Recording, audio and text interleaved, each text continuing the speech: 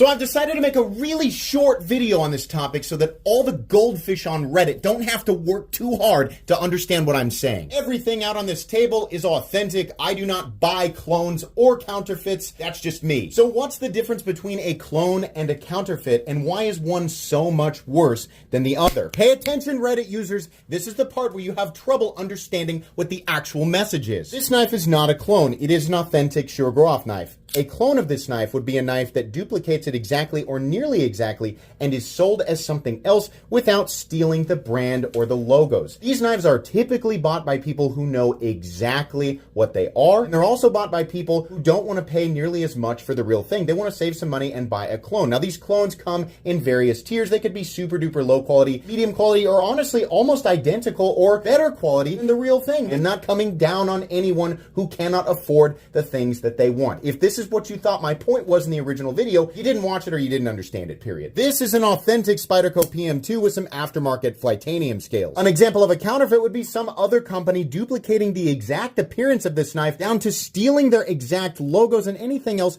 printed on the knife in order to trick consumers into buying their fake version. Not only is this wrong, it's legitimately illegal. So what, Metal Complex? Spyderco and Benchmade mark their knives up. They deserve to have their knives counterfeited and cloned. This is typically the go-to argument. I also think that Spyderco and Benchmade products are massively marked up. I definitely don't think it's okay for Chinese OEMs to manufacture counterfeits of Benchmade and Spyderco knives and then sell them, but that's not really who I'm concerned for. Who people tend to conveniently leave out of this argument are all of the authentic small business owners that are sometimes one guy in a shop making knives. If you started a business and created an authentic original product and you had your own business name and you had your own logo, and then the next day somebody else came along and stole your business name and stole your logos and stole your entire product and sold it for less, you would definitely have a problem with this. It's so simple. Another problem is that it is direct manipulation of people who don't know any better. Platforms like TikTok and many others allow people to push counterfeits on consumers who don't know that they are counterfeits. There are also people who buy these counterfeit knives with the sole intention of selling them for massive markup on the secondary market. Again, tricking people into thinking that they're the real thing. Except this time, they didn't spend $18, $20, $25 on it. They spent $100, $200, $300,